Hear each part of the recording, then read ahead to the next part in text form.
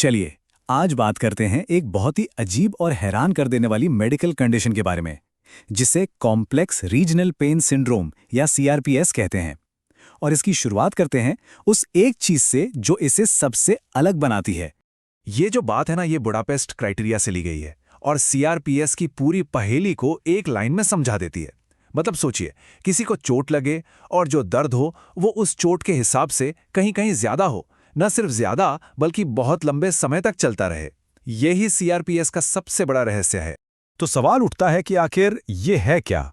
वैसे इसे पहले भी कई नामों से जाना जाता था, जैसे रिफ्लेक्स सिंपैथेटिक डिस्ट्रॉफी और कोसाल्जिया। पर असल में ये बीमारी है क्या? देखिए, सीआरपीएस एक क्रॉनिक पेन डिसऑर्डर है। मतलब एक ऐसा दर्द जो लंबे समय तक बना रहता है। इसमें बहुत तेज दर्द होता है, सूजन आ जाती है, स्किन में बदलाव देखने लगते हैं, और ये सब आम तौर पे किसी चोट के बाद हाथ या पैर में होता है। ये इतनी तकलीफदेह कंडीशन है कि इसे समझना और इसका इलाज करना मरीज और डॉक्टर दोनों के लिए एक बहुत बड़ी चुनौती बन जाता है। अब सीआरपीएस के दो मुख्य टाइप होते हैं, टाइप आई और टाइप 2। इलाज का मकसद तो दोनों में एक जैसा ही है, पर फर्क इस बात का है कि ये शुरू कैसे हुआ। टाइप आई में पता ही नहीं चलता कि कौन सी नस में चोट लगी है, कोई साफ वजह नहीं दिखती। इसे आरएसडी भी कहते हैं और ये ज्यादा कॉमन है। वहीं दूसरी तरफ टाइप 2 में ये बिल्कुल साफ होता है कि एक खास नस में चोट लगने के बाद ही ये सब शुरू हुआ है। इसे कोसाल्जिया के नाम से भी जानते हैं। और यहाँ जो बात हैरान करती है वो ये है कि इसके लक्षण सिर्फ दर्द तक ही सीमित नहीं है। ये तो लक्षणों का एक पूरा जखीरा है। जलन वाला दर्द तो है ही, साथ में सूजन, स्किन का रंग बदलना, तापमान में बदलाव, कभी हाथ पैर एकदम ठंडे तो कभी एकदम गर्म, पसीना भी बदलने लगता है, त्वचा, बाल, नाखून की क्रूद पर असर पड़ता है, और तो और शरीर के उस हिस्से में कमजोरी, कंपकंपी जैसी दिक्कतें भी शुरू हो जाती हैं। मतलब ये साफ है कि सीआरपीएस सिर्फ एक दर्द नहीं बल्कि पूरे सिस्टम को हिला देने वाली चीज है। तो फिर सवाल ये उठता है कि आखिर ऐसा होता कैसे है? कैसे एक छोटी सी चोट शरीर के अंदर एक तरह का शॉर्ट सर्किट पैदा कर देती है जो इतनी बड़ी और भयानक प्रतिक्रिया को जन्म देता है? चलिए इसके पीछे के विज्ञान को थोड़ा समझते हैं। असल में सीआरपीएस की जड़ में एक जटिल गड़बड़ी है। होता यह है कि कोई चोट या ऐसी ही कोई घटना एक ट्रिगर का काम करती है।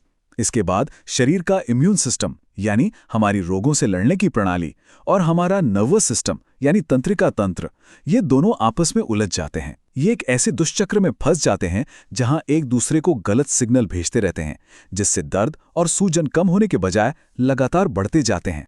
तो मतलब साफ है, सीआरपीएस में कोई एक चीज खराब नहीं होती, बल्कि कई सारे सिस्टम एक साथ गड़बड़ा जाते हैं। हमारा इम्यून सिस्टम वो जरूरत से ज्यादा और लगातार सूजन पैदा करने लगता है।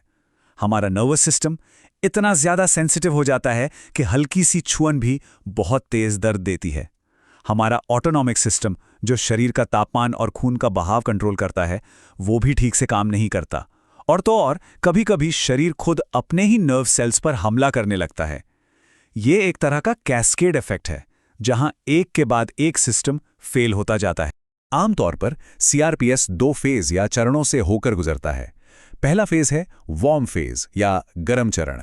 इसमें सूजन के सारे क्लासिक साइन दिखते हैं, जैसे प्रभावित हिस्से में लालिमा, सूजन और गर्माहट महसूस होना। फिर करीब 6 महीने बाद आता है दूसरा फेज, कोल्ड फेज या ठंडा चरण। इसमें सूजन तो कम हो जाती है, लेकिन वो अंग ठंडा, पीला या नीला पड़ने लगता है और सिकुड़ने भी लगता है।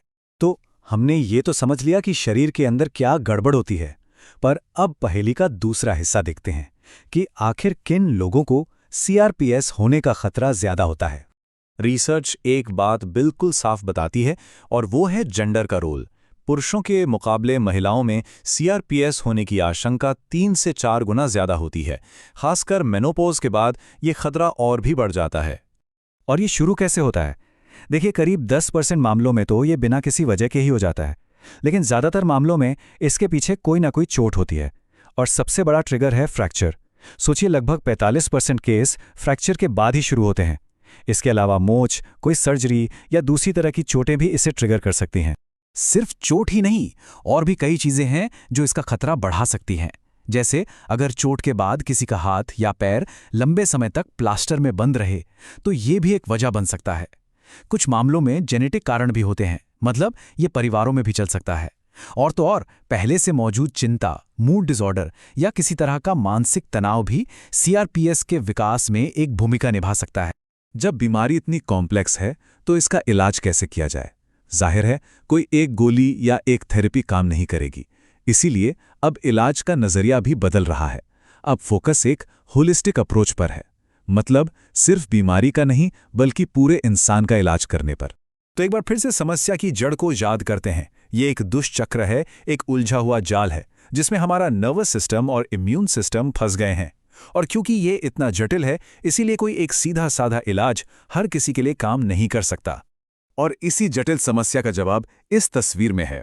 समाधान के लिए भी उतना ही व्यापक और एक साथ मिलकर काम करने वाला सपोर्ट सिस्टम चाहिए। एक ऐसा सिस्टम जो मरीज और उसके परिवार को केंद्र में रखे।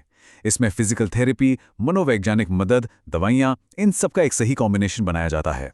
तो आज के समय में इलाज का जो नया नजरिया है, उसका सबसे जरूरी पॉइंट यही है। लक्ष्य सिर्फ दर्द कम करना नहीं है, असली मकसद है शरीर की फंक्शनैलिटी को वापस लाना, उस हिस्से को फिर से काम करने लायक बनाना, और सबसे जरूरी मरीज को इतना सशक्त बनाना कि वो अपनी हालत को खुद कंट्रोल कर सके। मकसद जिंदगी को वापस पटरी पर लाना है। तो जैसे जैसे हम इस बीमारी को बेहतर समझ रहे हैं, इलाज का ये नया मरीज केंद्रित तरीका एक नई उम्मीद जगाता है। ये इस बात पर भी जोर देता है कि इस रहस्यमयी बीमारी पर लगातार रिसर्च कितनी जरूरी है। और सवाल यही है कि ये नया दृष्टिकोण इस तरह के जटिल दर्द के साथ जी रहे लोगों के भविष्य को कैसे और कितना बदल सकता है।